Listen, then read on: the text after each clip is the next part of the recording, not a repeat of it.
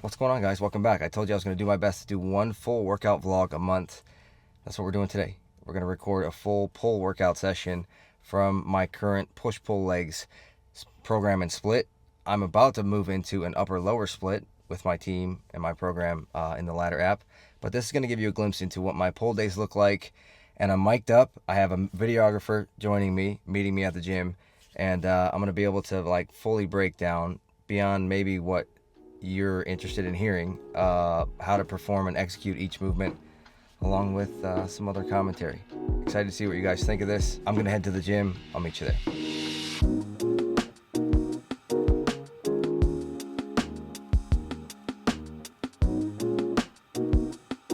So I'm gonna start with a little warm up for my shoulders. Never a bad idea to warm up your shoulders. So I'm just gonna do some pull throughs, and then I'll do a little lat stretch, and that's gonna do it. And I'll hit a warm-up set before I move into my working sets. And we're gonna start with that upper back focus movement today, a chest supported high row, absolutely my favorite movement for back. That's gonna hit your rear delts, your rhomboids, your lower traps. And then we're gonna combine that with a Kelso Shrug, same position, to hit our upper traps. And that's gonna be it. That's gonna dust our upper back. And then we're gonna go on and focus on lats. So you wanna sink your hips back, grab a hold of something around waist height, sink your hips back, pull all of your weight backwards, and then slowly, if you just lean into that lat, you can actually feel the stretch here. Reach over with that other hand, and you can feel that lat getting stretched out. I'm gonna do it for about 20, 30 seconds here, and switch to the other side. That was a quick 20 seconds. You can do arm circles if you don't have a band, but just get some fluid, get some of that lubrication in your shoulders. You know what I'm talking about, James? I do. James, tell him where you're from. From Australia? I don't know if they can hear you. He's from Australia. I'm wearing a Vegemite hat. He's got a Vegemite hat on. James and I used to work together. We used to be co-workers. You were my boss, actually. Yeah, well, I wasn't gonna say that, but I used to be his boss. James is an amazing, really talented videographer. We worked at a nonprofit together for a long time, for a while. Traveled the world together. People probably don't know that. I think people would be surprised to learn that I would travel like 180 days a year internationally in my previous job, which was an event planner for a nonprofit. All right, for these, I'm gonna sit up at the top of my chest, just barely hanging off the top of the bench. From here, allow your shoulders to round forward. Let the weight pull you down. Really exaggerate the stretch and rounding in your shoulders. That's gonna get a good stretch on your upper back.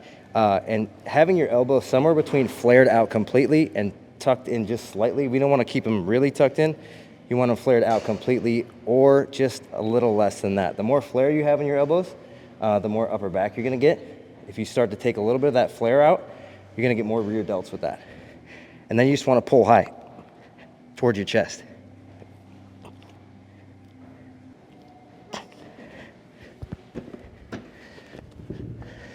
Just gonna do a couple reps.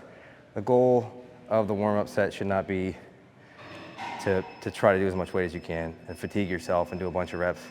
Just a couple reps. If you feel like you're good, we're gonna move right into our working set. Yeah, Mike. Who's hooking you up with all the sweet merch? Who's hooking me up with the merch? That's right. I'm sponsored by ASRV. So this is all new ASRV stuff that just dropped with their winter drop.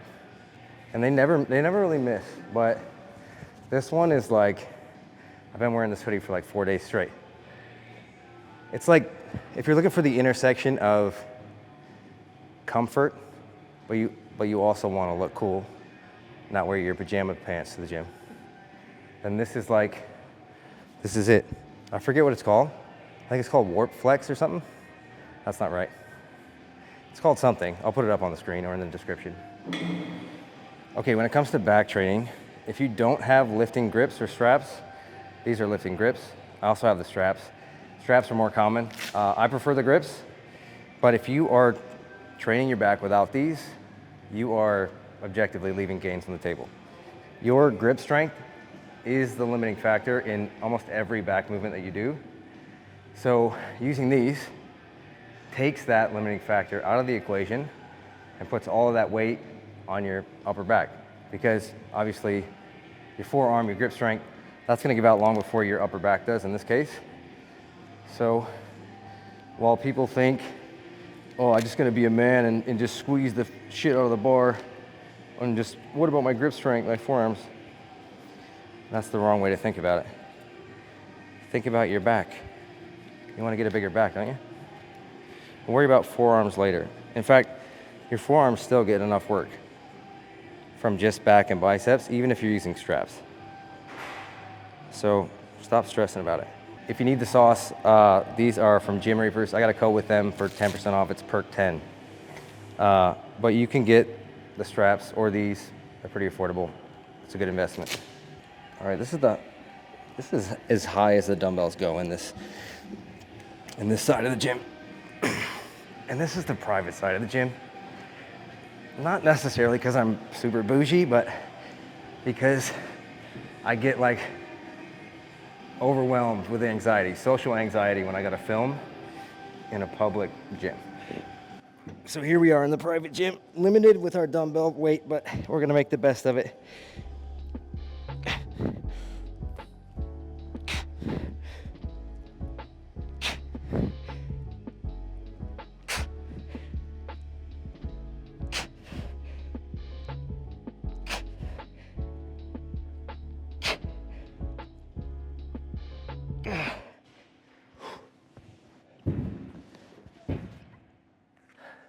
If you're on my team in the ladder app, people are always asking me, how do you get set up for the chest supported high row? Because it is kind of awkward.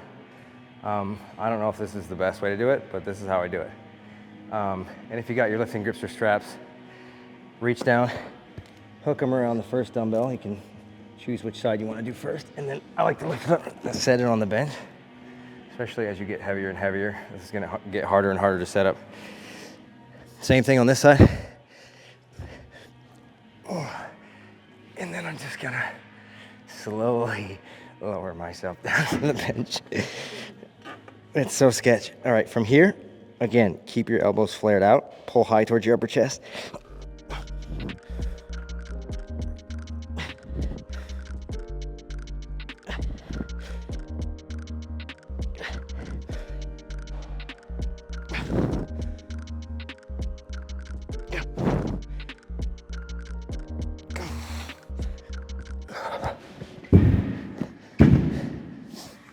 James, have you ever done this movement before? I have not. Do you work out? Do a little bit at home. A little bit at home? Just had my birthday. Kids bought me a pull-up bar. When was your birthday? 28th last month. Did I wish you a happy birthday? You did. I thought I did. You're a good guy. Don't scare me like that.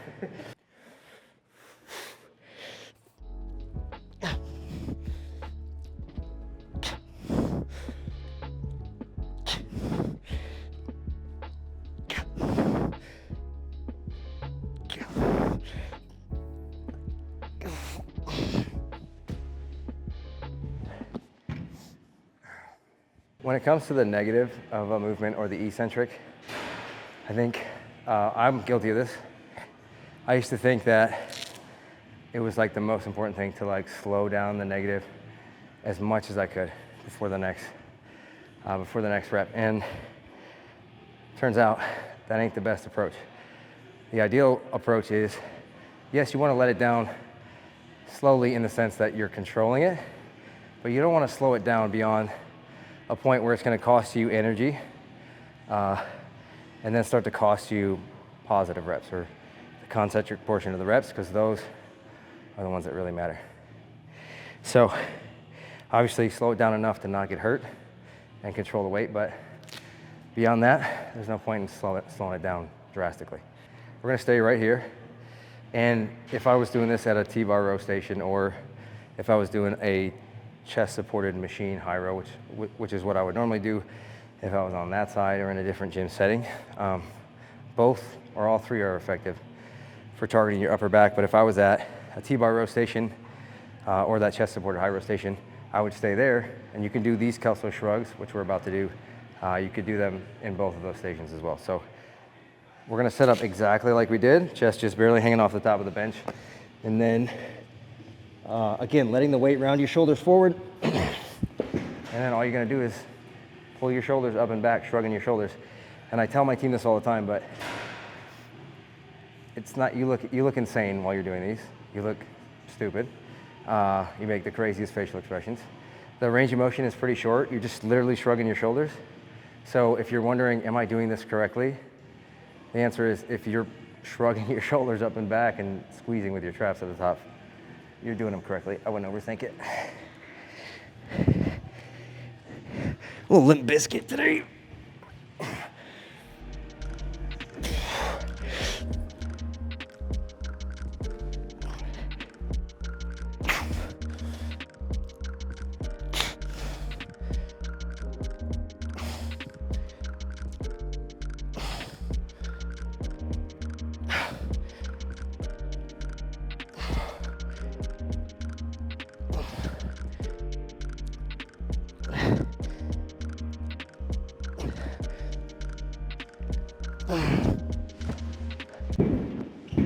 So I'll usually program this as an AMRAP set, and I'll typically use the same weight that I did for the high rows, and then just go until I can't get another rep. That's what AMRAP stands for.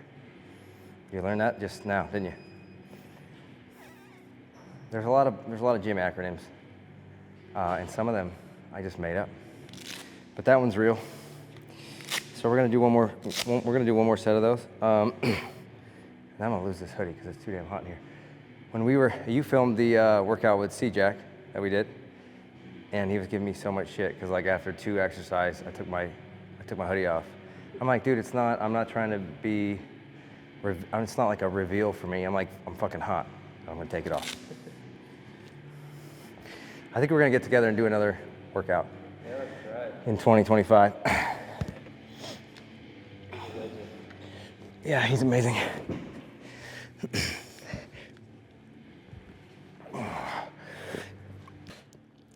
I usually let my hands go from an overhand grip to somewhere between that and a neutral grip position, and then just shrug.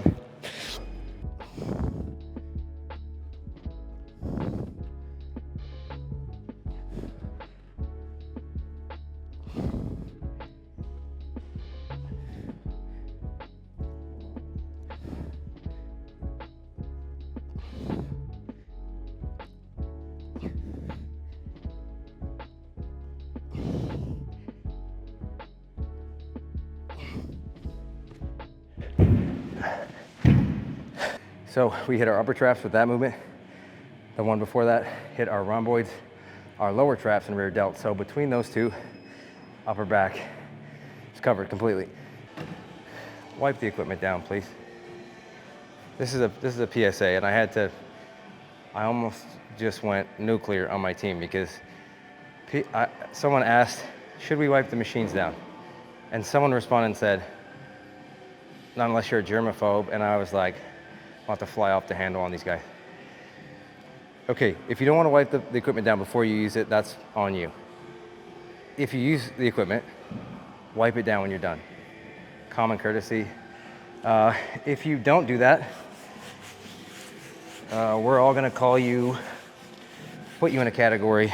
We're gonna call you a Neanderthal or a rock muncher, rock eater. Just clean your shit up. It's not hard. It's really easy, actually. You saw how easy that was. First lat movement of the day, chest supported.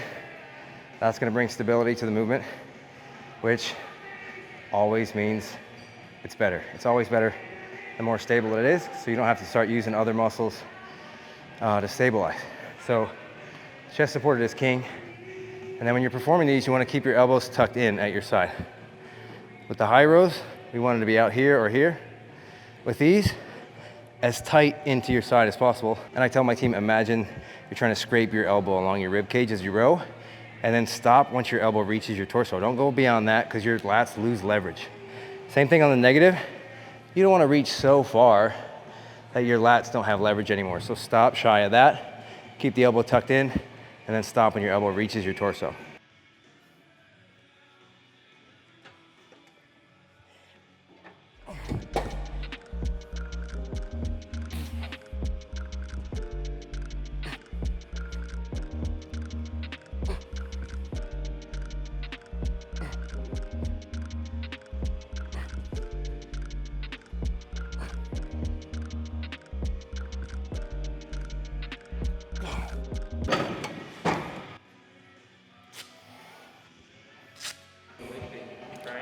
What got me into training?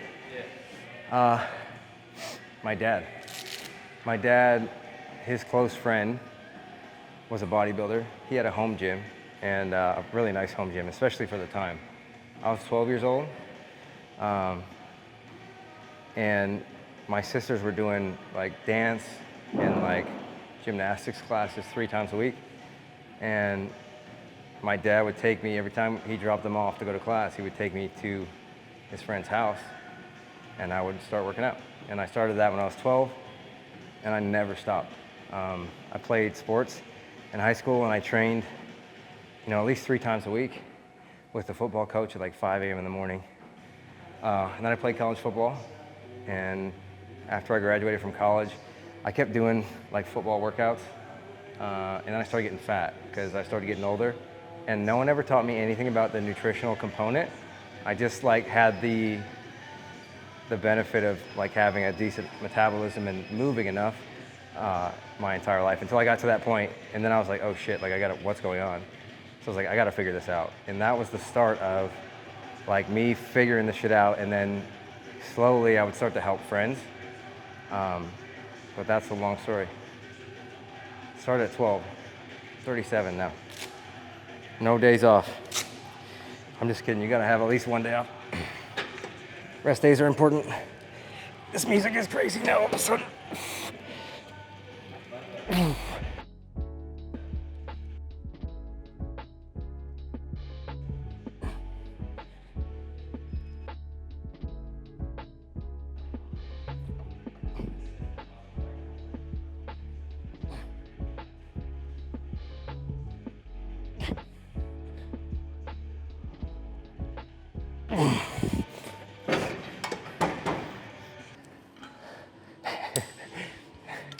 Here, yeah, get this. Here's the short king in action.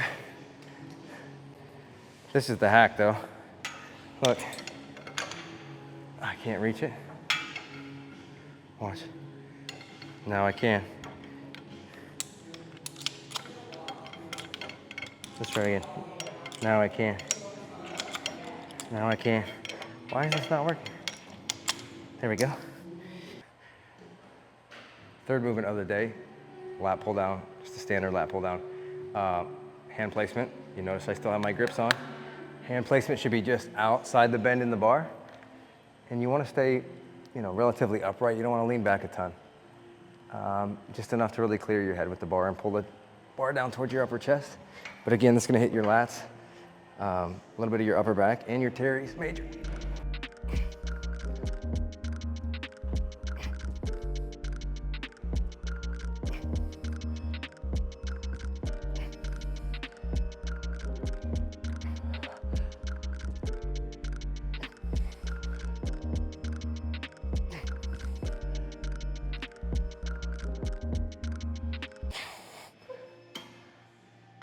Okay, final movement for back today. It's gonna get more of our lower lats. It's gonna be a straight arm pull down. I'm using this contraption, but you can use a rope, something that puts your hands in a neutral grip position. So this is neutral grip. Line up the knuckles vertically. This is overhand. This is underhand. You guys got it. So neutral grip around shoulder width. Whatever attachment can do that for you or get closest to that. That's what this is. That's what this is doing for me. It's weird. I don't even know what it's called, but I should know that. And we're gonna do 2 sets here, AMRAP. You know what that means. And then we're gonna move on to biceps.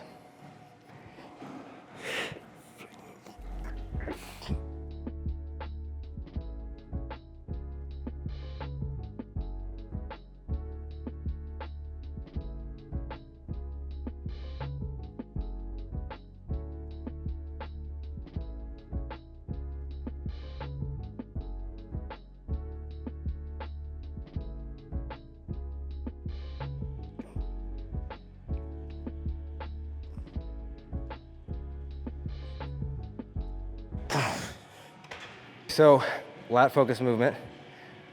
Same thing, keep your elbow tucked in tight at your side when you perform these. Now, I call it straight arm pull down, but you shouldn't literally have your arms straight. You wanna keep a slight bend in your elbow, but then I want you to imagine from your shoulder to your wrist, everything's locked into place.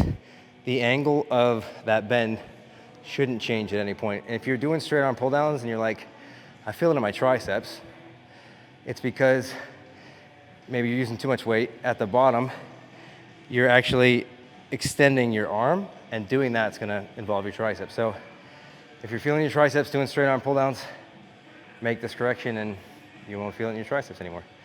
Second, final working set.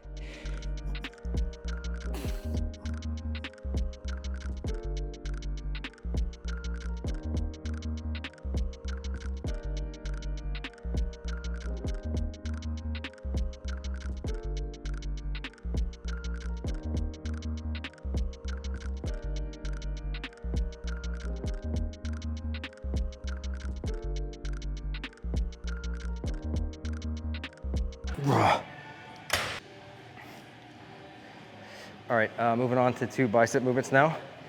Done with back. We're gonna do just a standard seated dumbbell curl. Just to get some blood moving in those biceps. They've already been involved with the pulling movements that were done, but just wake them up a little bit more. And you wanna make sure that your wrist line up with your elbow and your shoulder as close as you can, so everything's in alignment. And then curl up in an arc.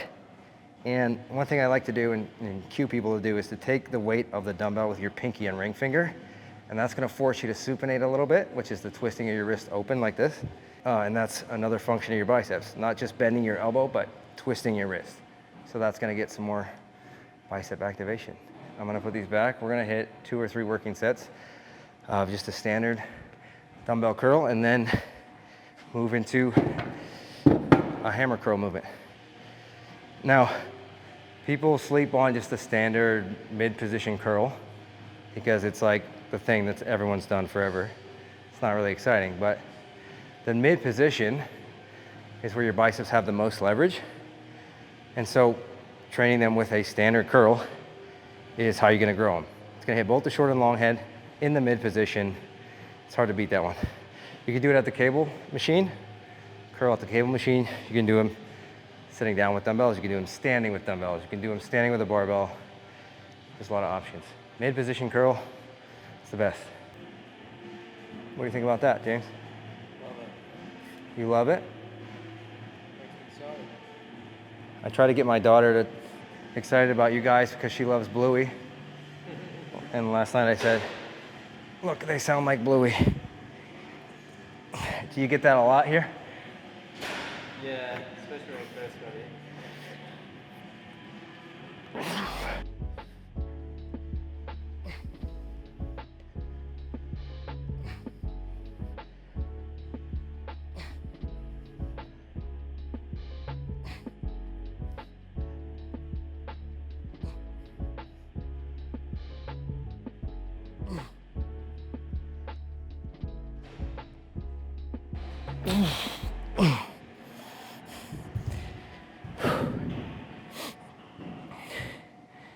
When it comes to rest times, the longer you can rest, the better. Obviously, not everyone has all day to spend at the gym, so there's probably a limit to that. But especially for heavy compound movements, which we'll typically start the session with, 3-4 minutes is really ideal because you allow your body, your central nervous system, time to recover after a really intense set. And that's gonna allow you to, when you get to the second or third set, and every subsequent set, you're able to train with the most intensity possible. And you need to do that if you're trying to build muscle. So longer rest breaks are king. Now for auxiliary work, isolation work like this, 90 seconds to 2 minutes, 2.5 minutes. Again, depends on how much time you have to get to the gym, but longer rest breaks are king. So we'll just sit here.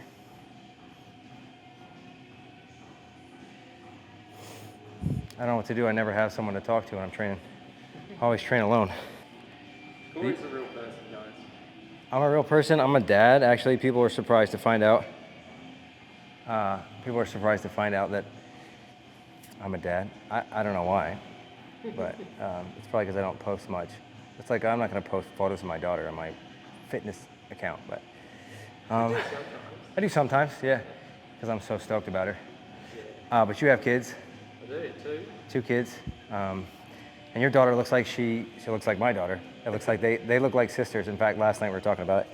But my daughter has been in a phase where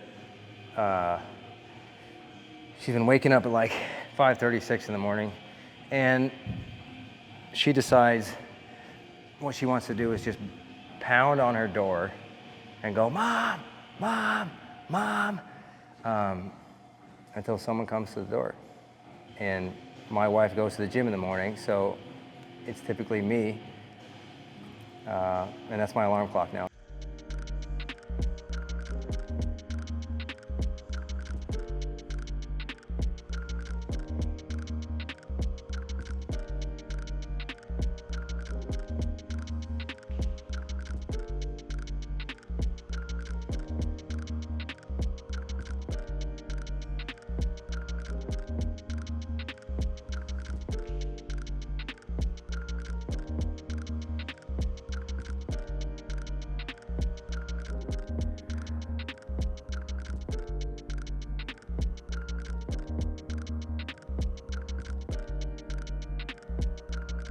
All right, we're gonna move on to a hammer curl now. So moving from that underhand grip position to a neutral grip position is gonna bias the brachialis a little bit more. This is the muscle that sits on the outside of your arm.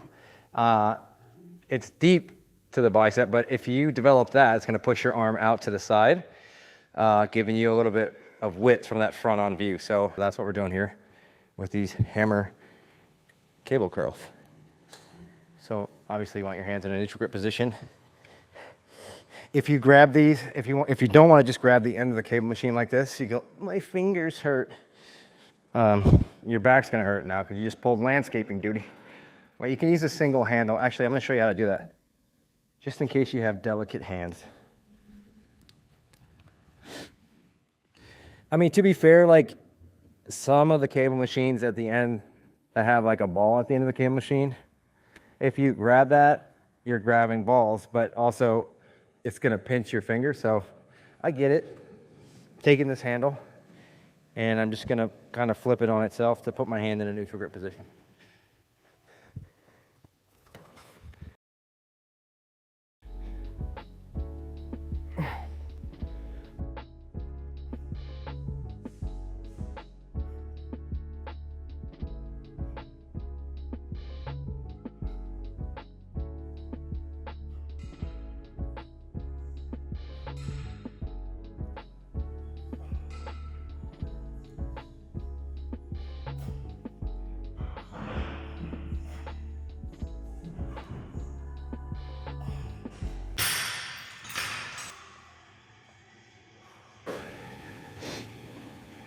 All right, that's gonna do it for weights. We're gonna move on to cardio. And for me, that's gonna look like 25-ish minutes on the stair stepper, low intensity, steady state, and then I'm out of here. Just a PSA, don't do your cardio before weights, please. If you wanna do a 3 to 5 minute warm up before you hit the weights, I think that's great. Get the blood moving, warm up. But beyond that, all you're gonna do is fatigue yourself, and you're not gonna have the energy and intensity that you could have when you start with weights. And that's ultimately gonna affect your ability to build muscle. So cardio always after, and if you have the luxury of separating it completely, that's really ideal, but I'm gonna do it after. All right, I'm gonna finish up on the Stairmaster, 25 minutes for me. How much cardio should you do? That's gonna depend on what your body composition goals are. So I can't answer that, but I'm doing 25 minutes, and I'm gonna do it at a decent pace. Now I am gonna lean on the machine, and I catch a lot of shit for it, but the thing is, I make up for it with the pace. So I'll go up to like 18, leaning on the machine so I can do emails, answer team chat, and I'm monitoring my heart rate, so don't worry. You can lean on the machine if you make up for it with speed. And that's gonna do it. That is a full pull day from my current split. Again, that was lat focused. If you got questions, drop them in the comments. See you on the next one.